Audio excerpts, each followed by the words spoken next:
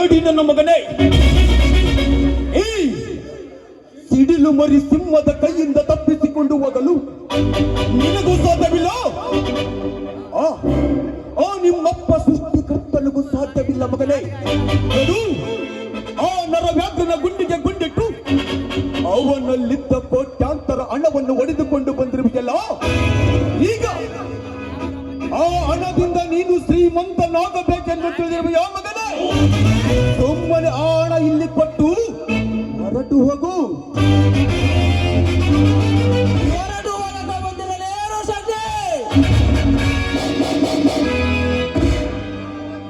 ನಮ್ಮ ನೆರವಗ್ರನಿಗೆ ಗೊತ್ತಾದರೆ ನಿನ್ನ ಹುಟ್ಟಿ ನಡೆಸಿ ಬಿಡುತ್ತಾರೆ.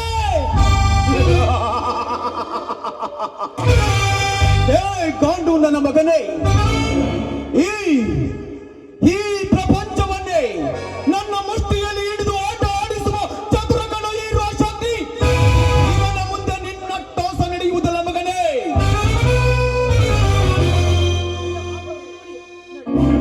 ಪಾಪ ನೋಡಿ, ಅವನನ್ನ ಏನು ಮಾಡಬೇಡಿ, ಬಿಟ್ಟುಬಿಡಿ, ಅವನು ಬದುಕಿಕೊಳ್ಳಲಿ. ಈ ರೋಷಾಗ್ನಿಯ ಬೆಂಕಿ ಕಿಡಿಯನ್ನು ಯಾರಾದರೂ ನಂದಿಸಲು ಬಂದರೆ ಅವನ ಪ್ರಾಣ ಪಕ್ಷಿ ಹಾರುವುದಕ್ಕಿಂತ ಮುಂಚೆ ನಿಮ್ಮ ಪ್ರಾಣ ಪಕ್ಷಿ ಹಾರಿ ಹೋಗುತ್ತೆ. ಜೊತೆ ಬೇಡ, ಈ ದುಡ್ಡು ನೀನೇನೇ ತೆಗೆದುಕೋ. ನನ್ನ ಮಗನೇ, ನಿಮ್ಮಂತ ಕಳ್ಳರಿಗೆ ಮಹಾಪ್ರಚಂಡ ಕಣೋ, ನಿಮ್ಮಂತ ಗೂಂಡಗಳಿಗೆ ದೊಡ್ಡ ದೊಡ್ಡ ಗುರುಗಳು ಇವನು.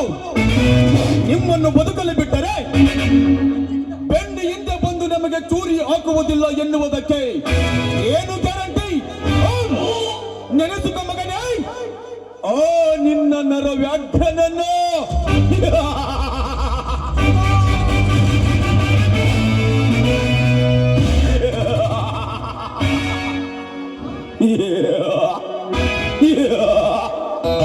ಅಮ್ಮ, ಅಪ್ಪ, ಲೇ ಗಾಂಡು, ನನ್ನ ಮಾತಾಪಿತರನ್ನು ಕೊಂದು ಯಾರೋ ನನ್ನಿಂದ ದೂರ ಮಾಡಿದರು ಎಂದು ಆಗಲು ಇರುಳು ಎನ್ನದ ಕಣ್ಣಿಗೆ ಎಣ್ಣೆ ಬಿಟ್ಟುಕೊಂಡು ತೋರುತ್ತಿದ್ದೇನೆ ಮಗನೇ. ನನ್ನ ಮಾತಾಪಿತರನ್ನು ಕೊಂದ ಕೊಪ್ಪಿದ ಸೂಳ್ಯ ಮಕ್ಕಳು ಯಾರು ಎಂದು ಗೊತ್ತಾದರೆ ಈ ನನ್ನ ಮಚ್ಚಿಗೆ ಅವರ ರಕ್ತ ದೋಕುಳಿ ಆಡಿ ಕುಡಿದುಳಿದ ರಕ್ತವನ್ನು ನನ್ನ ಎತ್ತ ತಂದೆ ಸಮಾಧಿ ಮೇಲೆ ಚೆಲ್ಲಿ ದೊಡ್ಡ ಸೂರನೆಂದು ಮೆರೆಯುತ್ತೇನೆ. ಅಮ್ಮ,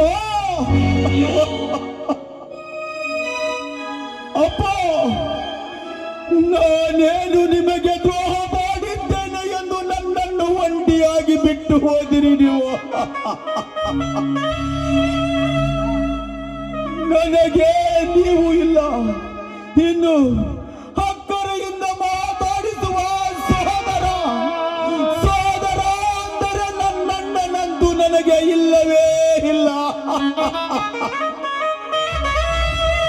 ನೀವಿಲ್ಲದೆ ಈ ಜೀವನ ಶೂನ್ಯ ಎನಿಸಿಬಿಟ್ಟಿದೆ. ಈ ರೋಷಾಗ್ನಿಗೆ ಶೂನ್ಯ ಎನಿಸಿಬಿಟ್ಟಿದೆ.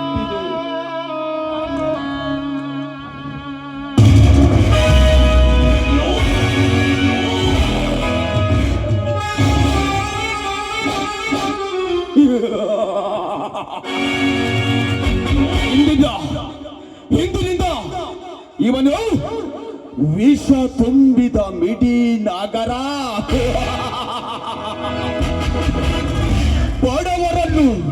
ಬಡವರನ್ನು ಬಗ್ಗು ಬಿಡುತ್ತಿರುವ ಬಂಡನ ಮಕ್ಕಳಿಗೆ ಇವನು ಕಾಳಿಂಗ ಸರ್ಪ.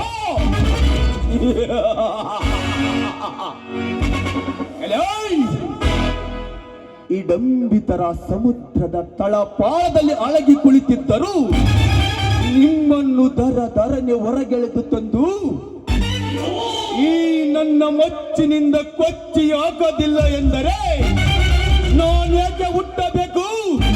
ಈ ಕರುನಾಡಿನ ಕಂದನೆಂದು ಕಾಂತಿವೀರ ಸಂಗುಳ್ಳಿರ ಎನ್ನನಗೆ ಇದೇ ಈ ನಿಮ್ಮ ಮಗ ಕೊಡುವ ಶಪಥ. ಸತ್ಯದ ಮಾತು.